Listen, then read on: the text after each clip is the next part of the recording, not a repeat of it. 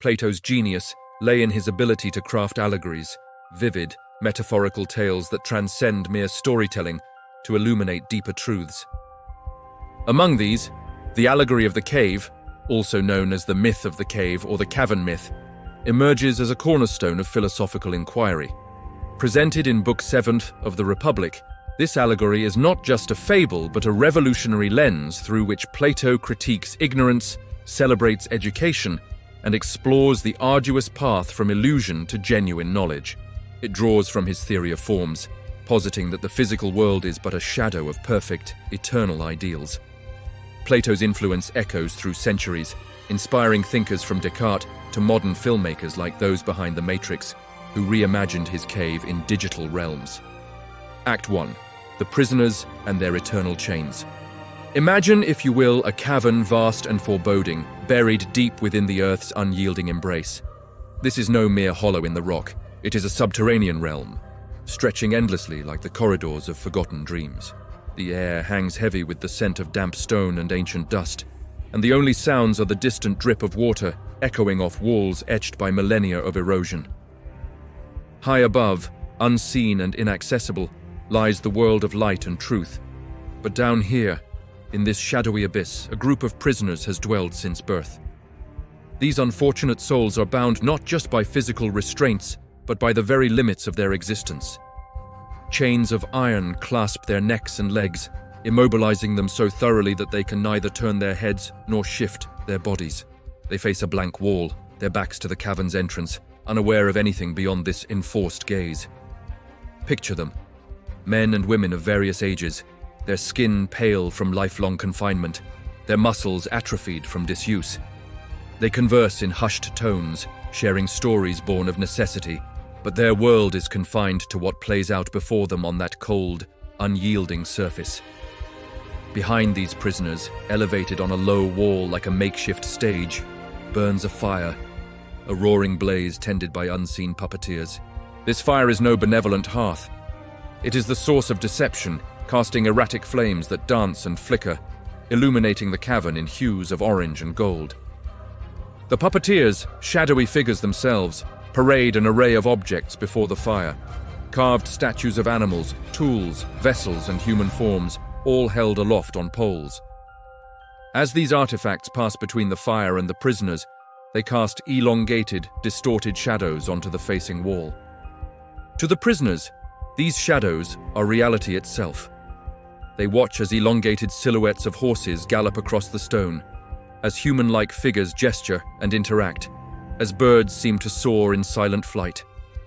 The echoes of the puppeteers' voices carrying conversations or commands bounce off the walls, attributing sounds to these phantom shapes.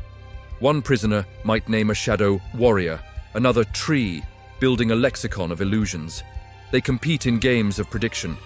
See that shadow lengthening? It foretells a storm. Honors are bestowed upon those who best interpret these fleeting forms, for in their minds, mastery of the shadows equates to wisdom. But oh, the irony. Plato ingeniously layers here.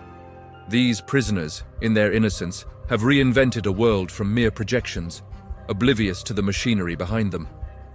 The fire's warmth on their backs is a constant, unexamined presence, and the chains, worn smooth from generations, feel like natural extensions of their being.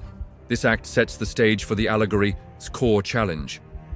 How does one question a reality they've never known to be false? As we anticipate the rupture ahead, consider this. In our own lives, what unchallenged shadows do we accept as truth? Let's pivot now, dividing the challenge of awakening between the captive and the liberator. Act 2. The liberation and the ascent. Now, envision a pivotal moment, a disruption in this stagnant existence. One prisoner, let's call him Erebus for the darkness he emerges from, is suddenly freed. His chains are unlocked by an unseen force, perhaps a compassionate philosopher, or fate itself, compelling him to stand. At first, the pain is excruciating.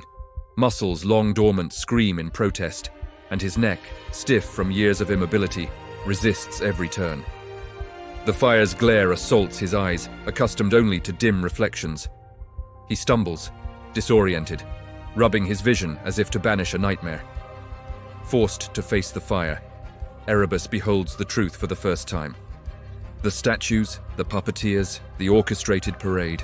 What sorcery is this? He might gasp, his voice echoing in the cavern's vastness. The shadows on the wall, once his entire universe, now reveal themselves as pale imitations, distortions born of light and artifice. But acceptance does not come easily. The brightness overwhelms him.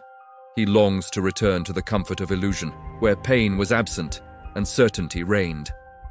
Yet, the journey presses on. Dragged upward by his liberator, Erebus ascends a steep, rugged path toward the cavern's mouth. The incline is merciless. Loose rocks slip underfoot, sending echoes tumbling back into the depths. Each step brings new torments. The air grows thinner, the light intensifies, piercing his eyes like needles. He shields his face, weeping from the assault, but glimpses of the outside world begin to filter in. Faint outlines of trees, the whisper of wind, the promise of something vast. Emerging finally into the sunlight, Erebus is blinded anew. The sun, that brilliant orb of truth in Plato's metaphor, floods his senses with unbearable radiance. He cowers, seeing only spots and blurs, his mind reeling from the overload. Gradually, adaptation begins. First, he discerns reflections in pools of water, mirrored images of the sky, less harsh than direct gaze. Then, shadows cast by real objects under moonlight, easing him into form without the fire's deception. As days turn to weeks, Erebus's vision sharpens. He beholds the moon and stars, marveling at their celestial dance.